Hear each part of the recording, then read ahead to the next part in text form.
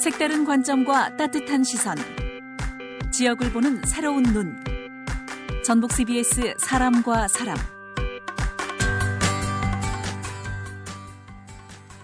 네, 한 주를 시작하는 월요일 이슈의 행간을 짚고 전망하는 시간, 월요 정치 시간입니다. 최영원 변호사, 고종훈 변호사 나오셨네요. 두 분 어서 오세요. 예, 안녕하세요.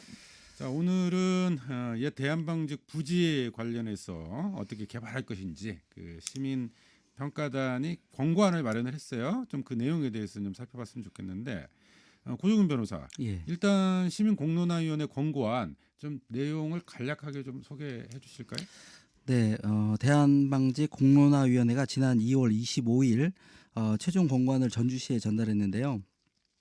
내용은 비안, 즉 전체 토지의 40%를 계획이득으로 환수할 것과 주거를 비롯해 상업, 업무, 녹지, 공공시설 등을 조화롭게 배치할 것 등을 포함하고 있습니다. 네, 상업 중심지 안. 네, 이게 이제 선정이 됐어요. 예. 그 안에 대해서 그렇게 선정이 된 것에 대해서 고종훈 변호사는 좀 개인적으로 어떻게 평가하세요? 그 내용을 보면은 기존에 이제 자광이 내놓았던 그 개발안하고 별다른 차이점이 없다고 하시는 분들도 계시거든요. 따라서 뭔가 방향을 설정해 놓고 위원회를 열었고 또 위원회를 통해서 정당성을 부여하는 방식으로 일을 진행한 것이 아닌가 하는 그런 생각이 조금 듭니다. 이미 짜여진 결론대로 그렇죠. 흘러간 거 아니냐? 예. 네. 최용호 변호사는 어떻게 보세요? 저는 사실은 애초에 좀 시작부터 좀 불만이 좀 많아가지고 생각을 해보세요. 2003년도에 그 대한방직 자체가 좀 제발 공장 좀 운영하게 해주세요. 우리가 수십 년 동안 여기서 공장 하던 데인데 신시가지도 해가지고 지금 간보율이 그 당시 한 40%였어요. 그러니까 내가 10,000평을 수용을 당하면 한 4,000평 정도밖에 땅을 못 받는 거예요. 그러니까 간보율도 높고 이러니까 내가 정상적인 사업 진행을 못한다. 이래가지고 사실은 제척이 됐던 땅이 그 땅이 되게 좀 맥락 없이 그 땅이 비어 있는 거예요. 공장 용지 그대로 뒀는데 2018년도에 그냥 대한방직이 손들고 나가버리면서 땅을 팔고 나갔어요. 그러니까 사실은 땅 주인이 바뀌었다고 그 전에 있었던 과거를 다 잊고 내가 개발합시다, 개발하겠다고 하는 거예요 지금. 이거 근데 전주시도 전 웃긴 게 이 한양 콘소시엄이라고 해가지고 2015년도에 여기에서 사업을 해볼까요 해서 대한방직하고 우선협상 대상자까지 그 MOU까지 맺었던 그러니까 일종의 그 개발사가 있었는데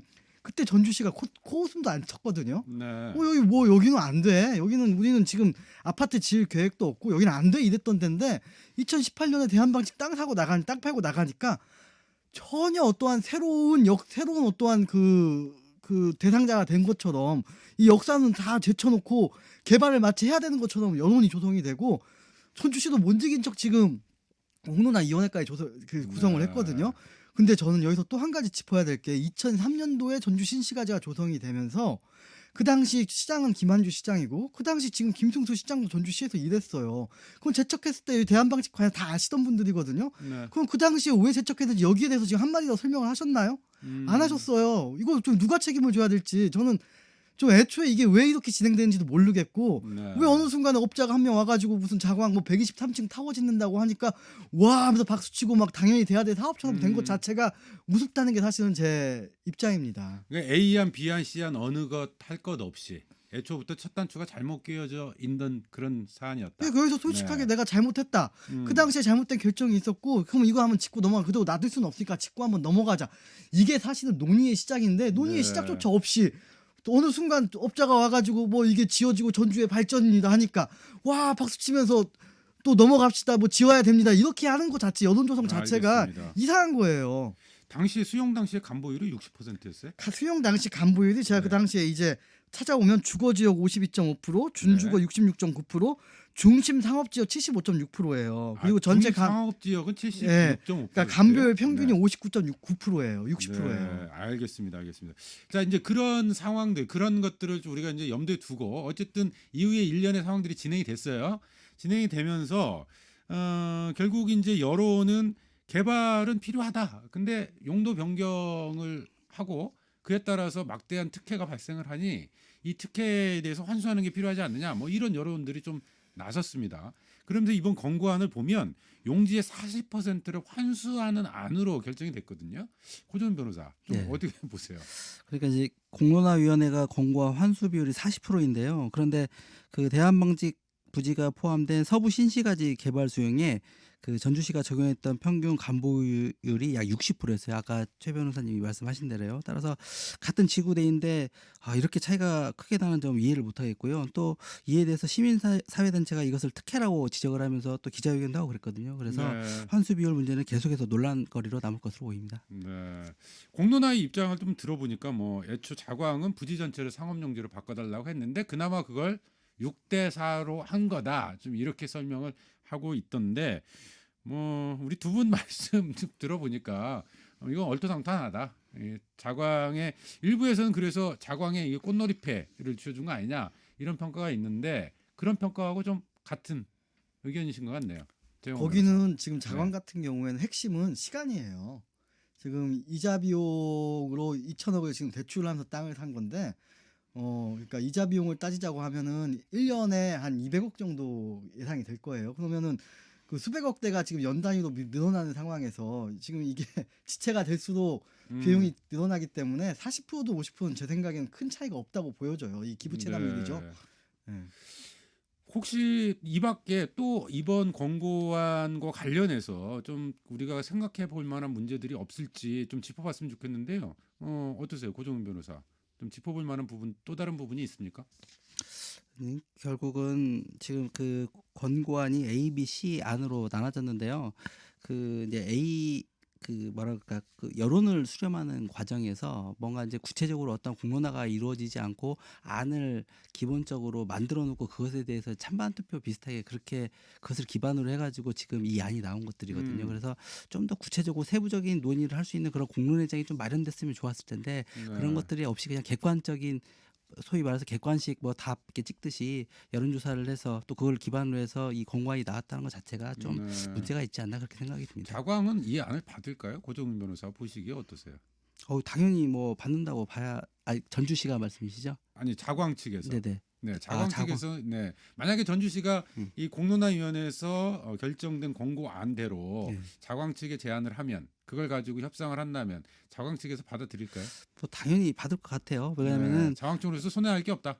그럼요. 이것만 네. 해도 뭐 훌륭한 아니라고 생각을 하지 않을까 저는 그렇게 생각을 네. 해요. 최영호 변호사 혹시 뭐 이 부분 관련해서 짚어볼 부분이 또 있을 텐데 종합경기장 개발안과 좀 중복되는 부분이 있잖아요. 상업시설 같은 네. 경우에는 이제 여기에 지급 보증이 대한방진 같은 경우에는 그때 그 대출을 일으키면서 지급 보증이 롯데건설회사가 들어가 있거든요. 네. 그래서 그 지금 자광의 안중에 아파트가 3,000세대 아파트랑 컨벤션 센터 그다음에 이제 그 쇼핑몰 이게 네. 들어가 있어요. 그럼 사실은 이제 롯데몰을 여기다 조성한다고 보는 거죠. 음, 예, 근데 종합경기장까지 같이 돼 있으니까 아마 이 부분에서 만약에 둘 다 지금 사실은 전주시가 사업을 추진하는 거잖아요. 그렇죠. 그럼 쇼핑몰 두 개는 어디든 누가 봐도 중복이고 과다니까 아마 종합경기장이든 이 자광이든 네. 계획은 변경이 되겠죠. 지금 종합경기장은 롯데건설에서 담당을 롯데 쇼핑. 롯데 쇼핑 예. 여기가 주체고 예.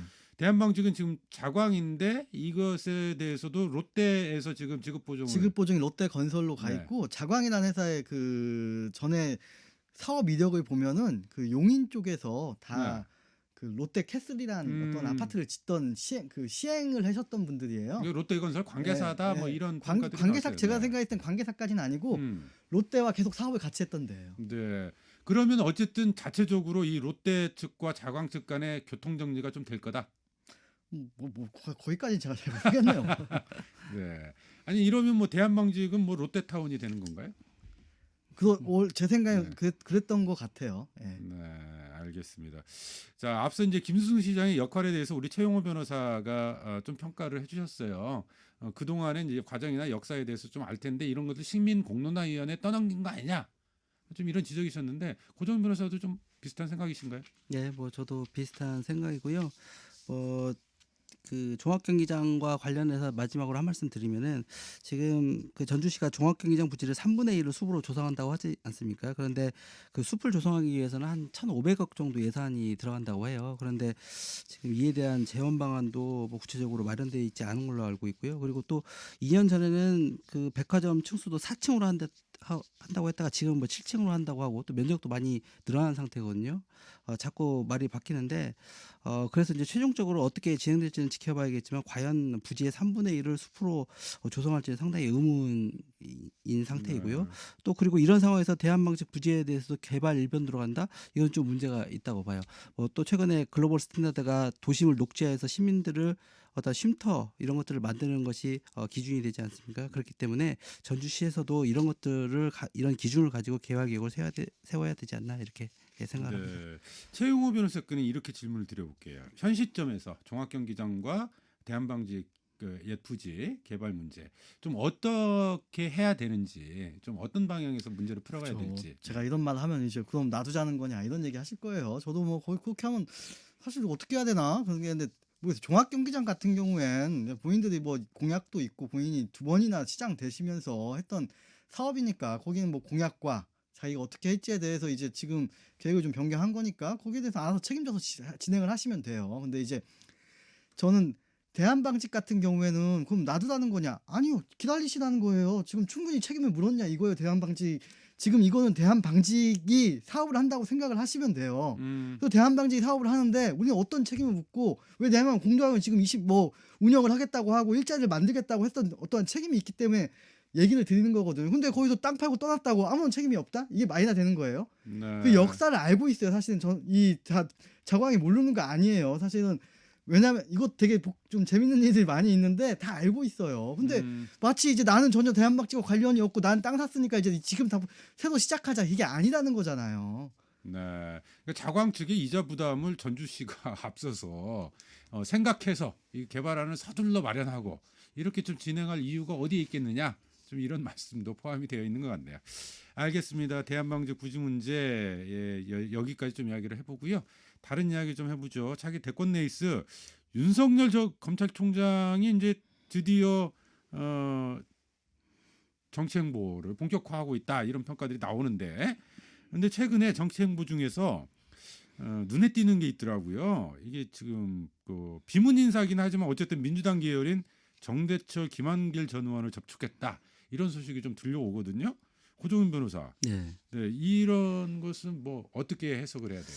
일단 윤석열 전 총장이 김한길 전 의원을 만난 것이 확실하면 이게 확실한지는 잘 모르겠는데 아무튼 이것은 반문이면 누구든지 끌어서 대선을 치르겠다 이런 의도를 보인 것인데요. 그런데 이것은 윤석열 전 총장이 어떤 특정 이념이나 가치를 가지고 정치를 하는 것이 아니라 그 말 그대로 반문 연대를 만들어서 그 선거를 치르겠다는 것이기 때문에 설득력이 좀 떨어진다고 보고요. 그리고 과연 이런 정치가 국민의 신뢰를 얻고 지속적인 동력을 가질 수 있느냐라고 묻는다면 저는 굉장히 부정적이에요. 분명히 어떤 큰 한계가 있다 이렇게 지적을 하고 싶습니다. 네, 최용호 변호사도 좀 이와 관련해서 들으신 게 있으세요? 뭐 들은 건 없고 네. 얼마 전에 얘기를 하는데 이제 윤석열 총장이 사퇴한다고 기사 나오고 나서 그날 저녁에 누구랑 차 마시면서 얘기하는데 아마 윤석열 총장 그 전이나 그 이후에는 아마 정대철이나 이부영 뭐 이런 분들하고 얘기 많이 했을 거다. 제가 네. 뭐 모르겠어요. 직접 얘기했는지 아닌지 모르겠지만 왜냐하면 윤석열 총장이 이제 가야 될 길은 뭐 한 길밖에 없거든요. 사실은 민주당도 아니고 사실 민주당에서 하면 좋겠죠. 본인도 민주당 아마 그 전까지 1년 전쯤 되면 본인이 만약 대권에 욕심 있으면 민주당에서도 가능했다고 보는데 네. 지금에서 뭐 민주당이 아닐 것 같으니까 그러면은 민주당도 아니고 사실 지금 국민의힘으로 가게 된다면은 본인의 어떠한 운신의 폭을 확 줄이는 거거든요. 네. 그럼 사실 나와서 기다렸다가 지금 있으면 되는데 그럼 거기에 대해서 얘기를 해줄 사람이 누구냐? 뭐 지금 뭐 민주당에 뭐 오래되신 분들이겠어요. 아니면 지금 뭐 예전에 지금 뭐 새누리당이나 그 한나라당 계열의 분들이겠어요. 사실 이제 그 인력의 풀은 또 뻔히 정해져 있거든요. 네. 아마 그분들하고 얘기할 거다라고 그냥 한번 던졌던 것 같아요. 예. 새로운 세력을 어쨌든 만들어 가야 되는 게 윤석열 전 총장으로서는 향후에 이제 정치 행보를 위해서 필요한 부분일 텐데, 그래서 관심이 가는 부분 중에 하나가 이제 호남 세력을 또 일정 부분 호남 지역에 지분을 갖고 있는 국민의당 계열, 좀 이 부분의 움직임이 어떨 것인가, 좀 이런. 여기서 제가 네. 좀 드릴 말씀은 네, 최용호 변호사. 지분은 이제 없어요. 없습니까? 저도 동감이 저도 그 말씀을 드리고 지분은 이제 싶었습니다. 없고 이제 네. 그분들이 사실은 모르겠어요. 본인 여러 가지 이제 이유가 있겠지만 본인들이 정치를 뭐 하고 싶거나 안 하거나 아니면 뭐 또 본인들이 또 무슨 신념이나 이런 것도 있을 수 있긴 한데 뭐 다 떠나가지고 이제 본인들의 운신의 폭은 이 제3지대밖에 없어요. 여기서 호남에서 정치하신다는 분들이 뭐 국민의힘으로 가서 하겠어요? 아니면 다시 지금 민주당 들어가서 하면 어떤 경쟁력이 있겠어요? 사실은 제3지대밖에 없어요. 같이 할 수밖에 없어요.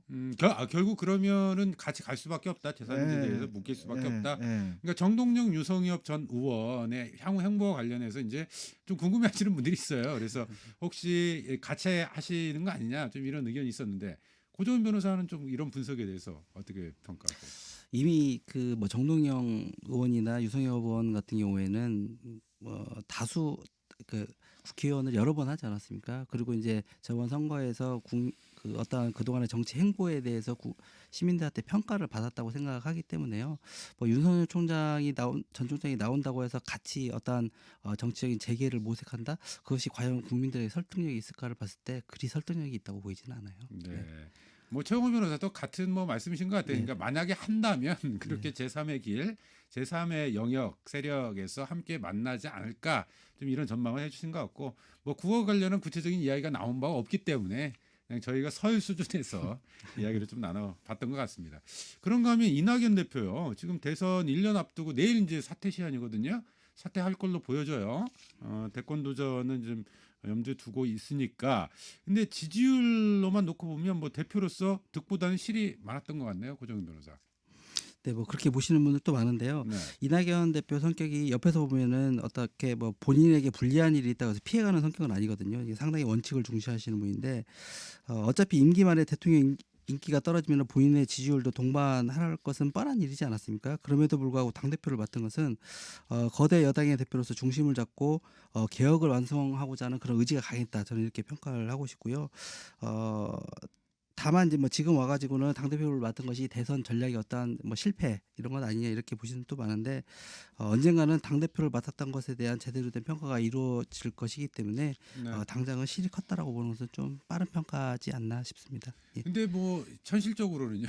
여론조사에서 보면 지금 이재명, 윤석열 양자 대결 구도로 좀 가고 있는 것 같거든요. 네, 네. 그러면서 과거에 이낙연 대표 뭐 이대낙 뭐 이런 이야기까지 나왔었는데 그런 위상들은 현저히 약화된 걸로 보여요. 좀 반전의 카드랄까? 이런 건 어디서 찾을 수 있을까요? 근데 오늘 그 네. 여론조사 발표한 걸 좀 보셔야 되는데 윤석열 전 총장이 이제 32%, 이재명 지사가 24%, 이낙연 대표가 14% 이렇게 나왔거든요.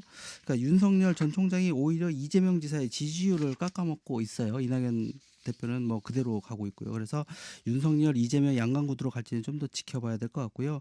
그리고 이낙연 대표의 경우에는 그 지지율을 끌어올리기 위해서는 서울시장 선거의 승리가 필수라고 봐요. 그리고 더해서 다른 후보들의 어떤 혹독한 검증 이런 것들이 어우러져서 재평가가 되면은 지지율이 오르지 않을까 싶습니다. 네. 앞서 이대낙이라고 제가 잘못 말했는데 어대낙. 어대낙. 네. 최영호 변호사는 어떠세요? 이낙연 대표의 반전 카드 있을까요? 뭐 그거야 자기네들이 알아서 하는 거죠. 제가 뭐 그것까지 걱정해 줄 건 아닌 것 같고. 근데 일단 다들 아시겠지만 지지율이 한번 내려가면 다시 올리는 게 훨씬 어려워요. 그래서 그냥 저 개인적으로는 좀 어렵지 않나라는 생각이 좀 들더라고요. 힘들 것이다. 네. 혹시 이 전혀 새로운 인물의 등장 가능성 좀 이런 이야기들도 좀 나오거든요. 그런 가능성들은 좀 어떻게 보세요, 고정훈 변호사? 뭐 예. 이광재 의원이라든가 뭐 김경수 뭐 지사 같은 경우도 한마평에 오르긴 하는데요. 네. 시간이 얼마 없어요. 저는 이제 윤석열 전 총장 같은 경우도 1년 놔둔 시점에서 이제 사퇴를 하고 대선 레이스에 낀다고 해도 굉장히 시간이 짧다고 보거든요. 그래서 현실적으로 다른 후보, 제3의 후보가 나와가지고 이낙연 대표나 이재명 지사의 자리를 꿰차고 대선 후보로 선출된다? 그거 굉장히 좀 현실적으로 어렵다고 그렇게 평가를 하고 싶습니다. 최영호 변호사 혹시 우리가 주목해야 해볼 만한 그런 새로운 인물 혹시 있습니까? 뭐 저도 네. 이제 시간상이나 물리적으로나 이 부분에서 아마 민주당에서 어떻게 지금 뭐 깜짝 카드 뭐 이걸 기대하기는 좀 어렵겠지만 그래도 제 생각에는 이 청와대 코어들 어떤 친문의 코어들은 만약에 저기 민주당 내에서도 이제 경기지사는 좀 아니다라고 생각을 할 수 있을 것 같아요. 네. 그래서 그 좀 뭐 무언가 좀 준비를 할 수 있겠지만 가능성은 높지 않을 것 같다는 생각은 좀 듭니다. 알겠습니다. 새로운 인물의 뭐 등장 가능성은 언제라도 좀 열려 있는 상황이다. 자, 어려정치 최영호 변호사, 고정훈 변호사와 함께했습니다. 두 분 오늘 말씀 고맙습니다. 네, 감사합니다. 감사합니다.